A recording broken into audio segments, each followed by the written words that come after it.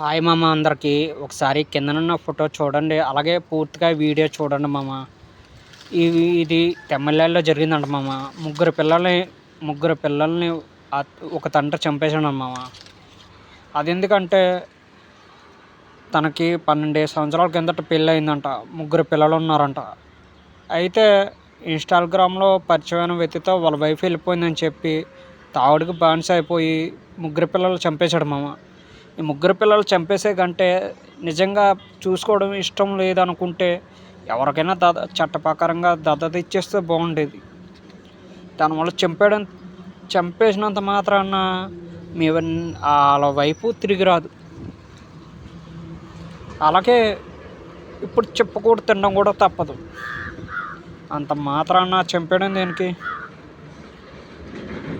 సరే, ఇన్స్టాగ్రామ్లో పరిచయం వ్యక్తితో వెళ్ళిపోతే కూర్చోబెట్టి మాట్లాడాలి. అప్పటికి సెట్ కాకపోతే డైవర్స్ తీసుకొని ఎవరి బతుకాలు బతకొచ్చు.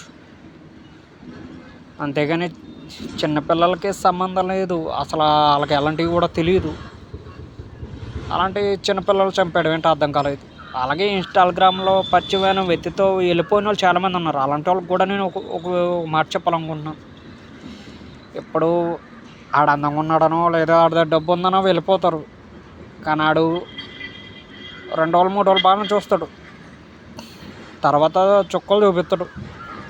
అప్పుడు నువ్వు మళ్ళీ వెనక్కి తిరిగి వచ్చి నీ పిల్లల్ని భర్తతో ఉండాలనుకున్నా ఇంతవరకు ఇట్లా ఉండలేవు. అలాగే ఇన్స్టాగ్రామ్లో పరిచయమైన వ్యక్తి అయితే ఎవరైతే ఉన్నారో ఆ వ్యక్తికి కూడా అలాంటి వాళ్ళు కూడా ఉన్నారన్నమాట. అలాంటి వాళ్ళు కూడా నేను ఒకటే చెప్పాలనుకుంటున్నాను. ఎవరైనా తినే ఎంగిలి కంచం మనం తినాలంటేనే అసహించుకుంటాం.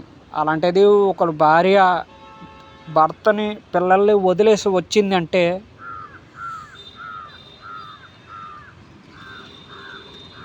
రేపొద్దున నీకంట బెటర్గా ఇంకొకటి దొరికితే వెళ్ళిపోవడానికి గ్యారంటీ ఏంటి? ఒకసారి ఆలోచించండి. ఆలోచించే వాళ్ళు కూడా.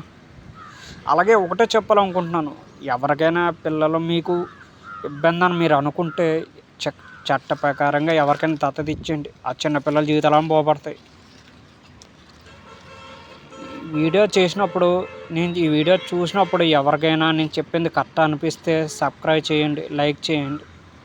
లేదు నేను చెప్పిందే తప్పు అని మీకు అనిపిస్తే మాత్రం చూసి వెళ్ళిపోండి. Thank you.